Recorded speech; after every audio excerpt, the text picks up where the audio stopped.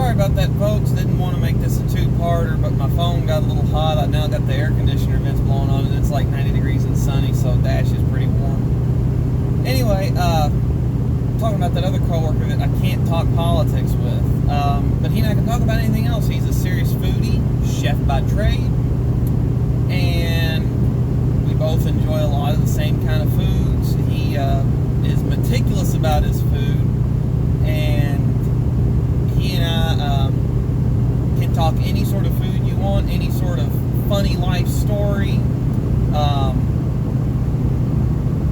family, guns, cars, trucks, vacations, you name it, anything but politics is what we can talk about. But we get along in everything aside from politics, so he's a great coworker to be around. And the reason why is both of us are there to do one thing, to build vehicles. We're not there to be buddies, although I consider him a friend. I message him, from time to time. He's more connected to reliable sources of information than I am. And he'll pass word along that he hears. We'll each send each other funny memes and whatnot, and check in with each other from time to time. But we can agree not to talk about that for the sake of our working relationship we've got. And it's just, I think that right now there has been this concerted, I don't know if I'm going to say devious effort, but a concerted effort to fragment Americans away from being Americans to being a white American, a Latino American, a African American, whatever. And so there's less, everyone is being portrayed as having less in common than they actually do with their fellow man. And it is ridiculously frustrating to me. In my opinion, the current state of things where you've got groups demanding social justice and groups resisting social justice and everyone being called racist and bigoted and everything else, this ends one of two ways. It ends in a serious breakdown of the country up to the point of a second civil war. I don't know exactly how that would pan out, if it would just, like if there would be a migration by one ethnicity to an area and they say this is ours, everybody else out, or if it would just be, kind of more urban war in the streets kind of thing. That'd be the worst case scenario. Or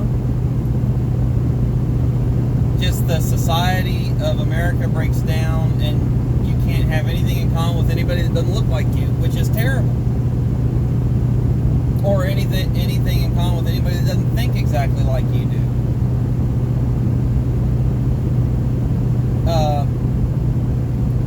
Another friend of mine, he and I get along, we enjoy talking, we share memes back and forth, we talk at work.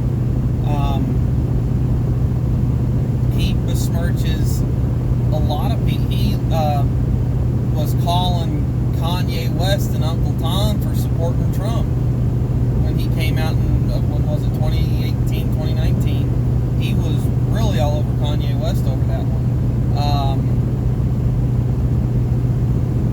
Doesn't like Candace Owens a bit for any of her opinions, just because she disagrees with a lot of the narratives. And that's fine, you can disagree with her, but don't call her an Uncle Tom or a coon or a bootlicker or anything else. It's highly offensive when that's the discussion we're having. So I just think that more unrest and breakdown is what we're in for, unless we can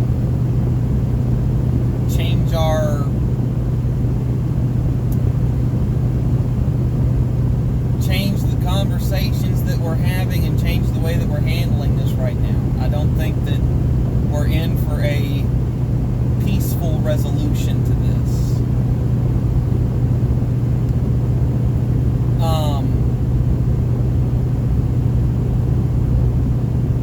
And I'm not trying trying to sound pessimistic about it. I hope I'm wrong. But the only way that I see a peaceful resolution to this is if people start looking at the things that they've got in common, and as Americans and as citizens of the great country that we live in, and or as occupants, even on green card visas and stuff, people that come here to work, they realize that the opportunities here are vast. You don't hear about a lot of Americans seeking a work visa to go anywhere else. That's not the big stories that you hear. I don't know if that's not true, but what you hear about is people coming in here on green card visas to do any sort of work they can, or any sort of work they're qualified for. So America is just a fantastic place to be, and all the evidence points to that. So if everybody would start acting like that, or at least realize that, I think that we would stand a much better chance of getting out of the social unrest that we're in. But I don't think that's going to happen. I don't think that anybody... The thought of us getting along is highly appealing to everybody but news organizations. And here's why. This isn't like they're evil, controlled by corporate billionaires that are pulling the strings and writing the stories. No. It's nothing that devious. This is simply ignorance and ratings. If every American tomorrow was making a concerted effort to get along with every other American tomorrow, and there was no drama in the streets, news ratings dropped through the floor. Right now, with everybody feeling like they're about to have to defend decisions that they've made in the past, even if they weren't discriminatory based on anything, there's a lot of unrest, there's a lot of worry about stuff, and so the ratings are better because people are staying more in tune with the news. That couple, I'm going to forget their name, they've been called the Ken and Barbie, or Ken and Karen, pardon me, Ken and Karen defending their house with guns. They've been vilified, and none of it happens to be true. He works with a lot of minorities. He's worked very hard his whole life, and he said, I did not care what color anybody was. They were all coming out talking about what room they were going to live in my house when they killed me, talking about killing my dog, killing my wife, burning my house down, and I wasn't going to have it. So,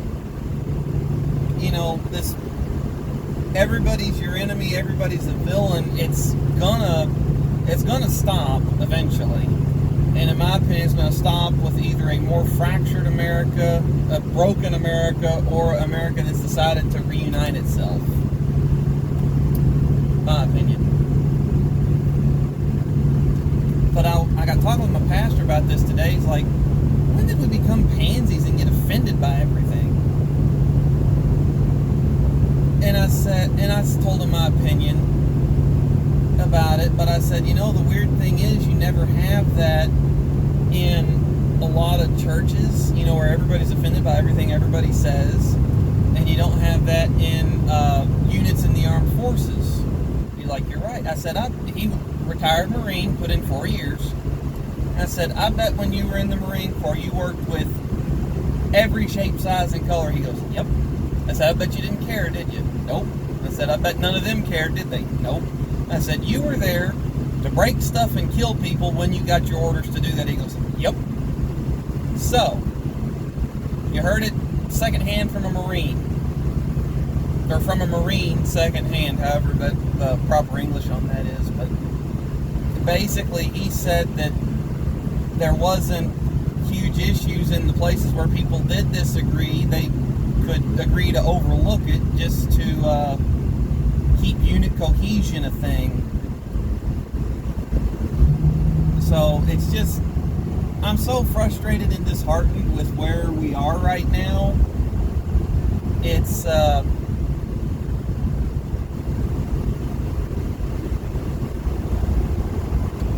an interesting time to be alive for sure, but it is not the most comforting time to be alive. when everybody's questioning everybody's motives, we're not going to accomplish anything.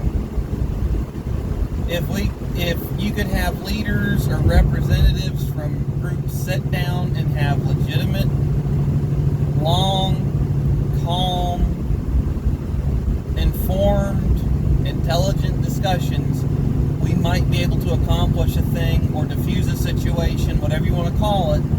But we're having the 3-minute yelling fests on the news media, and nothing's getting done.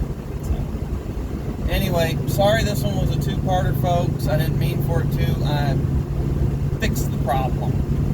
So, anyway, y'all stay safe. Thanks for tuning in for another Cruise with Smooth.